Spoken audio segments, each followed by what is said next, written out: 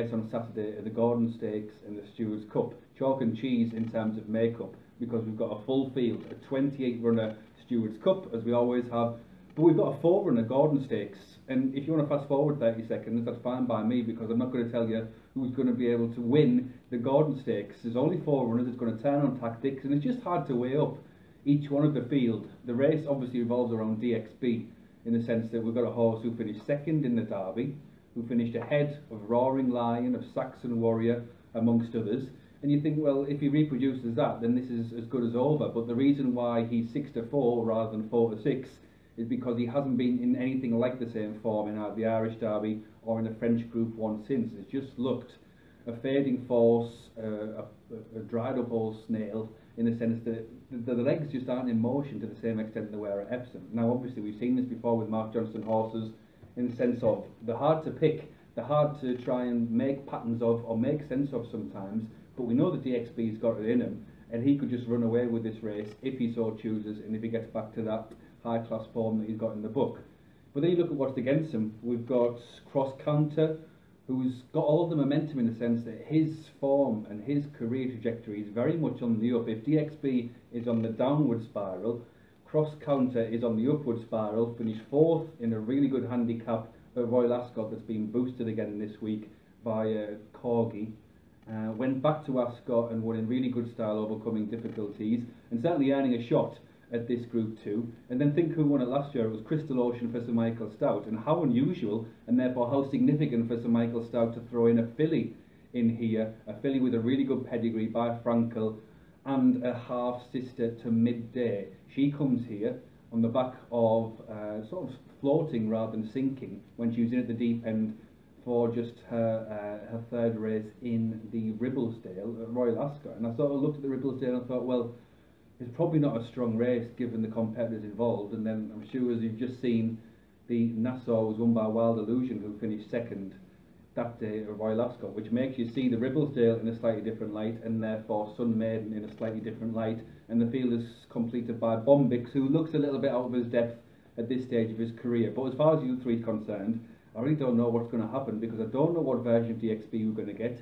I don't know how good Sun Maiden is going to be, and I don't know the limits that Cross Counter has got in terms of going up in class. So it's probably going to tell us something about these horses individually and the St Ledger collectively, in the sense that there is still a way open for something to stake its claim.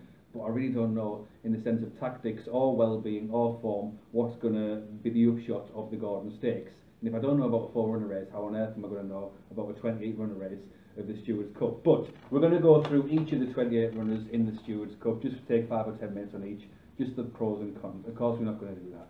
I haven't got the time and you haven't got the patience. But what I'm going to do is give you a couple of horses out of the Stewards Cup who are at least easy sellers in the sense of making a case for them. I'm going to say 4th a lot in the next minute, so just be prepared for that. Growl, trained by Richard Fahey, owned by the legendary Dr. Marwan Kukash. He finished 4th in the Stewards Cup in 2016. He finished 4th in 2017. Last year he was off a mark of 109, and now he's coming in off 99. So £10 lower than when he was beaten less than a length into 4th last year. And again, his whole campaign looks to have been built around Goodwood. And he ran last week at York. Yeah, he finished 4th, but he was only a head away from doing best of the main group who came down the centre.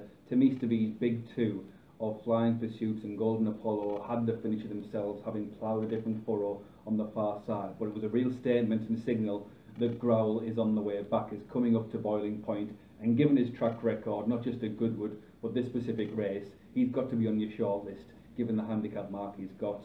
And the other horse, talking of course record, is Petoxide. Now this is trained by an unfashionable handler, John Bridger, but look at this horse's course record. He's won 6 times at Goodwood, and he ran 2nd in the dash at Epsom 2 starts back. That was a lifetime best by Petoxide, and it showed you that he was firing on all cylinders, and probably better than ever despite his advancing years. So he ran earlier in the week at Goodwood over 5 furlongs, but it was his first start since Epsom, so he did a 2-month break. He looked a little bit ring rusty to begin with, because it was 5 furlongs as well that went hard from the outset. And the other thing with Petoxide that day is that he was just caught between groups. There was a clutch, ran up against the rail, there was a bigger group towards the middle, And his jockey and Petoxide, between them for the first couple of furlongs, couldn't really decide which way the wind was blowing and ended up getting a little bit marooned. But it felt a bit like a sharpener, a livener, a test run ahead of the Stewards Cup. And given his course record, I think that he's a player and a live wire at a bigger price in the Stewards Cup. He's drawn in one, so he's only got one option in terms of who he's going to be racing with and where he's going to be at on the far side of the track. Growl is on 9, so he's got a little more leeway in terms of seeing which way the wind's blowing. But my two against the field in the Stewards Cup will be Growl for Richard Fahey, given his record in the race, and Petoxide for John Bridger, given his record on the track. So because I was so useless when it came to the Gordon Stakes, I just had a quick glance at another race on the Saturday. That's this summer handicap. No 3-year-olds in the summer handicap, so we're dealing in 4-year-olds and upwards, and therefore we should be a bit more established in terms of the form. And this is just sort of very first impressions. But there's a horse in there whose price doesn't quite marry up to either his talent or the way his season has gone, and that's On to Victory. He's about 16 to 1, even 20 to 1 for this summer handicap. But On to Victory has got a really strong case to be made for him. Number one is that he was second at this meeting last year at Goodwood, handled the track really well, second in a big field of 3-year-olds, and that really was just the start of his onward progress through the autumn, which meant that this season Eve Johnson Houghton was thinking about bigger and better races for him naturally. So he came back in a listed race at Nottingham, finished second there, looking like he'd improved again. You can forgive him for not impacting in the Yorkshire Cup when he was up against Stradivarius and Co, and just out of his comfort zone and out of his pay grade. And then the Northumberland Plate last time, he faded in the straight, but that was a slightly unorthodox race in the sense that you all remember what Withhold did in that race, and also the feeling that 2 miles might just have stretched On to Victory. But he's back in trip, he's back at Goodwood, and he's just been back in the weights ever so slightly, dropped 2 pounds since that Northumberland Plate. And it's one of those races where there's no real up and comers because there's no 3-year-olds, and therefore proven form counts for plenty. And in terms of marrying up the proven form and the market, just On to Victory sort of leaped out at me off the page when I saw that he was 16, 20 to 1, and given his credentials going back to last year and the forgiving stance you could take with more recent runs.